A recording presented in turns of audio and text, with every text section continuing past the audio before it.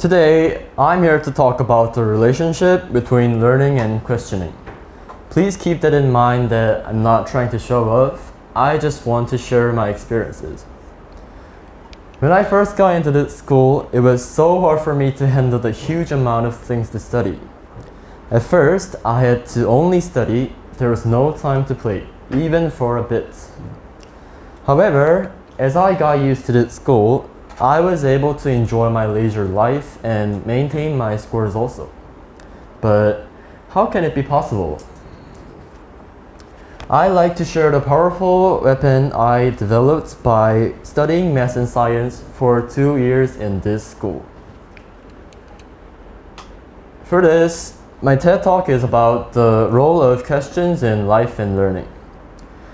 The final exam was in July, right?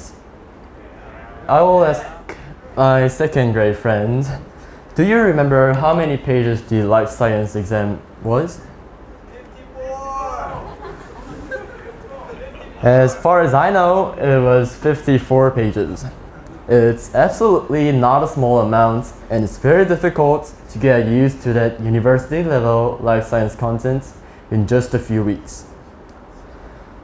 It makes students give up because it's so hard and it's a lot. But for me, I studied everything and I got the highest score. Yay!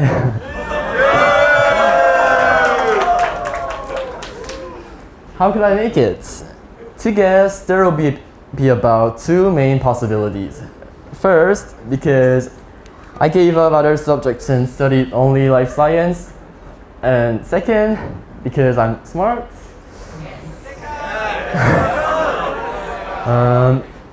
For me, I think that none of them are right. First, I did my best on other subjects also, and I'm no smarter than any other students here.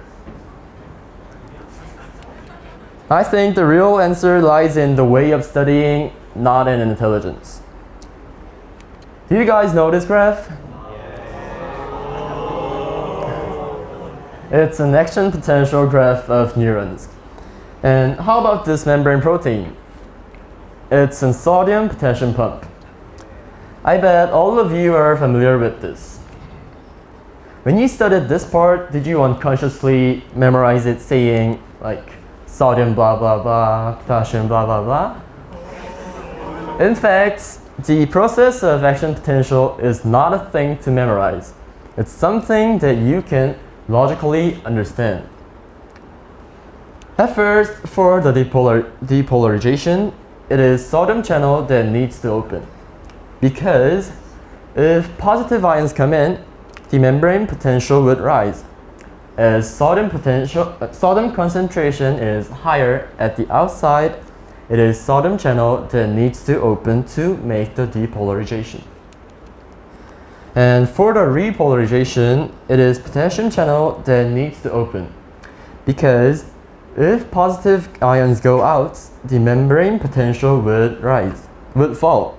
As potassium concentration is higher at the inside, it is potassium channel that needs to open to make the repolarization. Now, do you get that they are not independent?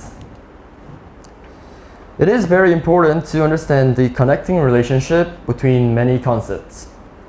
If you understand in this way, even if you get confused at the test, you can remind yourself of the relationships and correct it. Also, you can more fluently react to new given conditions. Then, how can we understand things better? This is where the importance of question arises. Try asking questions why and how when you study. For example, why is it sodium channel that opens during the depolarization?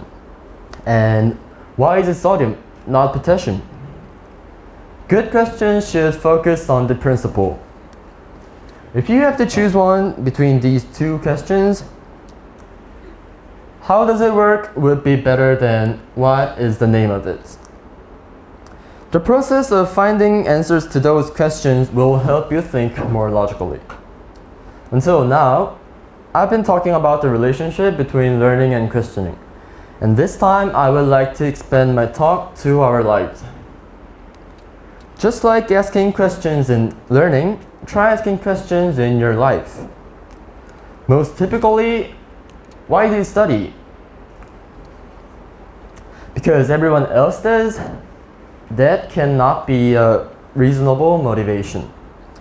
In my case, I study because learning makes my day more fulfilling and because I love the feeling of understanding new logics.